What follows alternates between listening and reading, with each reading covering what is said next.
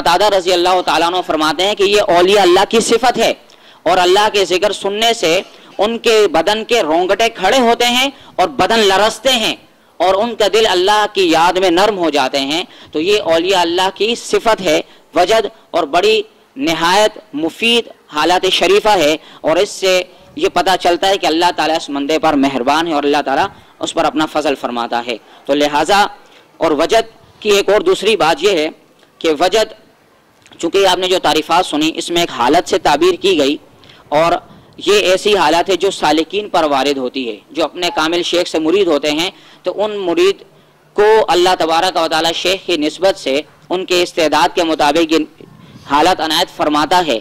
तो वजद एक ऐसी हालत है जो इब्तदाई जो तारीफ़ मैंने अर्ज़ की थी इमाम गज़ाली के हवाले से कि खुसूसी दर्जात का पहला हिस्सा है। तो गोया वजद के बगैर अल्लाह तबारक व तआला किसी को फनायत नहीं अता करता, इसलिए कि वजद अल्लाह तबारक व तआला की तजल्लियात के नुज़ूल की वजह से होता है। तो तजल्लियात नाजिल ही ना होंगी तो फनायत कहाँ से हासिल होगी।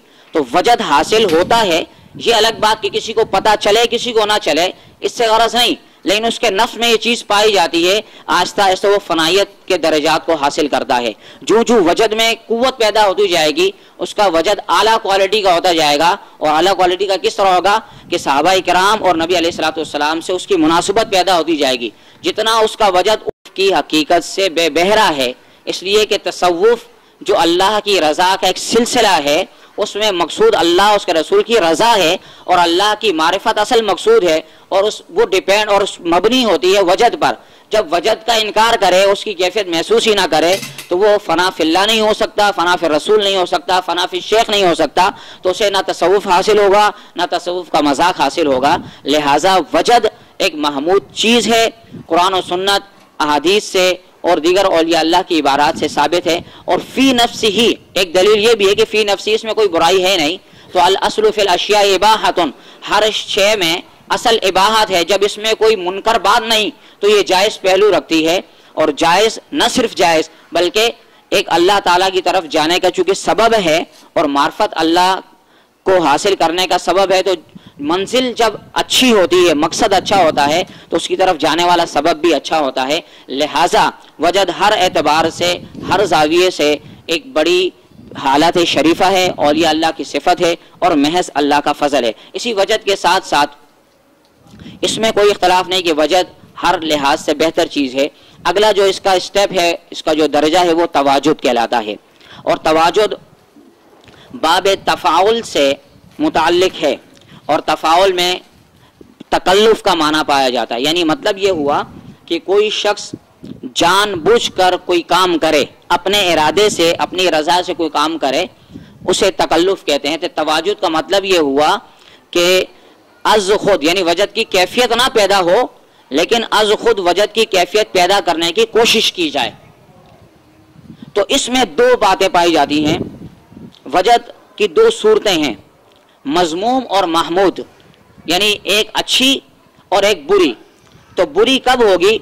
जब के रिया के तौर पर हो, दिखावे के तौर पर हो, या सालिकीन का इस्तेज़ा करना मकसूद हो, जो जिन्हें सही वजद आता हो उनकी तौहीन करना, उनसे मजाक करने का मकसद हो, तो तवाजुद करना यानी जानबूझ के वजद करना, ये मज़मूम होगा और औलिया अल्लाह ने इसी की मज़म्मत फरमाई है।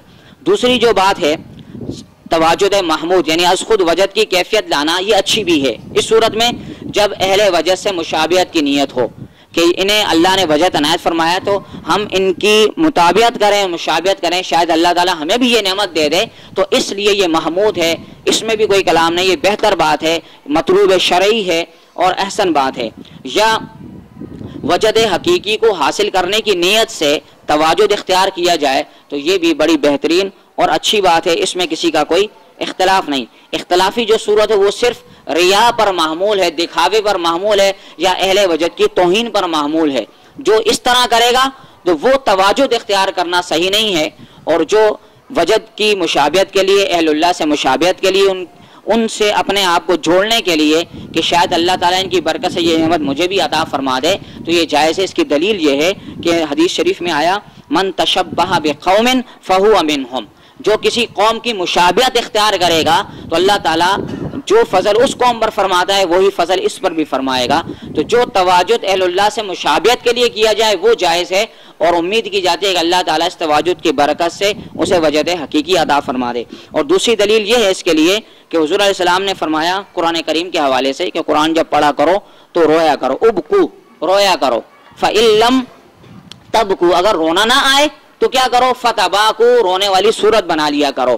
تو یہ رونا یہ وجہ ہے کہ از خود پیدا ہوتا ہے، جیسے کہ قرآن کریم میں اللہ تبارک و تعالیٰ نے فرمایا وَإِذَا سَمِعُوا مَا أُنزِلَ إِلَى الرَّسُولِ تَرَىٰ أَعْيُنَهُمْ تَفِيضُ مِنَ الدَّمْعِ، کہ جب آپ وہ لوگ وَإِذَا سَمِعُوا مَا أُنزِلَ إِلَى الرَّسُولِ، جب وہ لوگ وہ کلام سنتے ہیں جو اللہ کے رسول پر نازل ہوا تو اللہ تعالیٰ نے فرمایا کہ آپ دیکھیں گے کہ ان کی آنکھوں سے آنسو بہہ رہے ہوں گے. یہ وجد کی ایک کیفیت ہے، از خود پیدا ہوئی. تو اگر یہ کیفیت نہ ہو تو پھر حضور علیہ السلام فرمایا فتباکو، تو رونے والی صورت بنا لیا کرو. تو رونے والی صورت بنانا تواجد اختیار کرنا ہے، تو اہل اللہ کی مشابہت کی وجہ سے یہ بالکل جائز ہے. حضرت سیدنا امام قشیری رضی اللہ تعالیٰ عنہ فرماتے ہیں تواجد کے بارے میں، صفحہ نمبر 200،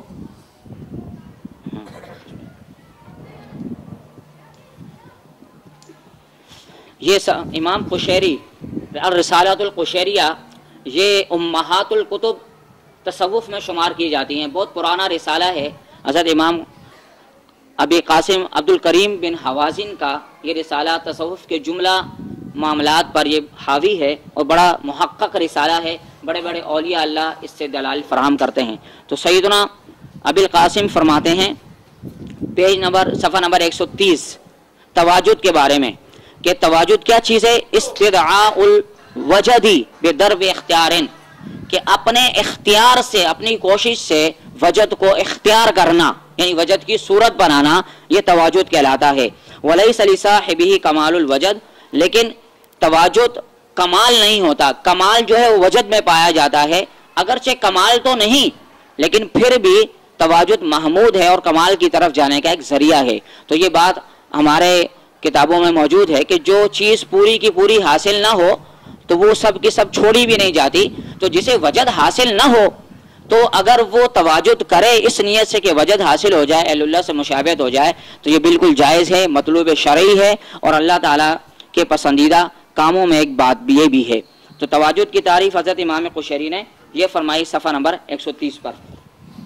پھر حضرت سیدنا امام غزالی نے ایک اور تعریف فرمائی، فرمایا پیج نمبر 296 جلد نمبر 2، کتاب کا نام جی احیاء العلوم، جی امام غزالی کی کتاب احیاء العلوم صفحہ نمبر 296 جلد نمبر 2 صفحہ نمبر 2